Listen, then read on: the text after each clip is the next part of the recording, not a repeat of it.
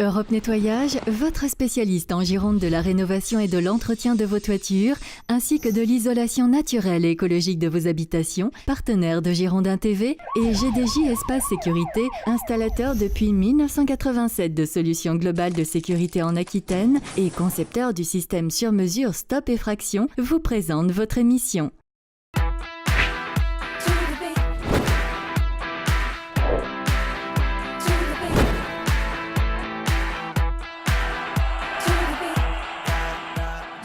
Bonjour à tous, bienvenue dans le Clubhouse de Girondin TV. Vous ne rêvez pas, vous êtes bien sur la chaîne au scapulaire, la chaîne des Girondins de Bordeaux. Mais nous sommes ici et pour toute la semaine dans le village partenaire du BNP Paribas Primrose, le tournoi de tennis international masculin qui se déroule du 12 au 18 mai. Voilà, vous découvrez derrière nous donc le village partenaire de ce tournoi de tennis qui verra à l'œuvre notamment Marc Jiquel qui sera un de nos invités dans cette émission d'ici une petite dizaine de minutes pour m'accompagner tout au long justement de ces 35 minutes d'information en marine et blanc. Tout d'abord Marius Trésor, fin tennisman dans l'âme. Bonsoir Marius.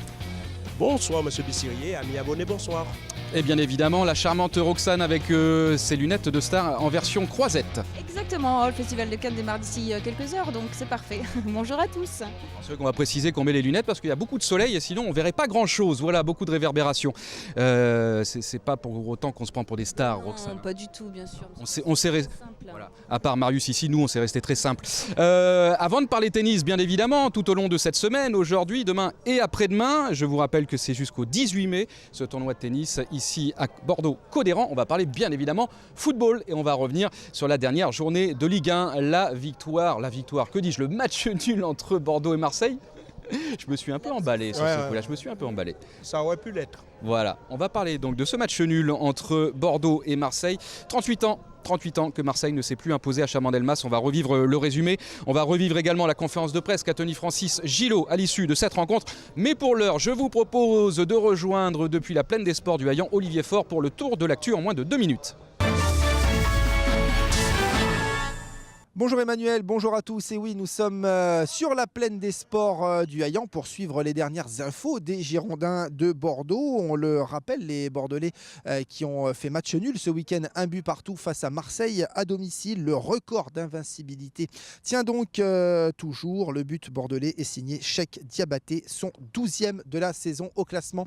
Bordeaux est sûr de rester 7e. Ils ne peuvent plus gagner de place ni être rejoints. Prochain match pour les hommes de Francis Gillot.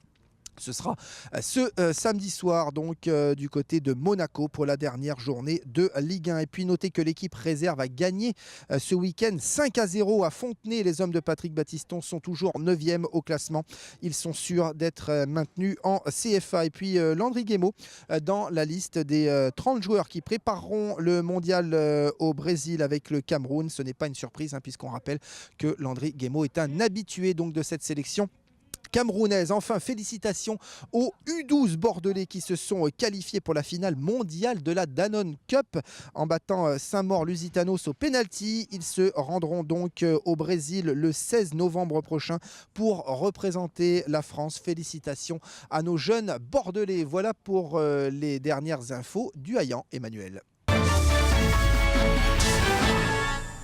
Merci Olivier, de retour donc dans le village partenaire du tournoi de tennis masculin de Bordeaux Primrose, toujours avec Roxane et avec Marius. Nous allons revenir donc sur le match nul obtenu par les Girondins de Bordeaux à domicile face à Marseille. C'était samedi dernier au stade Chabandelmas. Tout d'abord Marius, très grosse et très belle ambiance au stade de Chabandelmas qui était pratiquement plein. Ça fait plaisir. Il y avait beaucoup de monde pour ce match. Je crois que l'Olympique de Marseille est une équipe qui déplace toujours du monde. En plus, il y avait ce record d'invincibilité de la part des Girondins qu'il fallait entretenir. Et ils y sont parvenus, mais je dirais qu'il y a quand même un goût de... Il manque un petit quelque chose parce que je pense que c'est un match que les Girondins auraient pu gagner avec simplement un meilleur arbitre.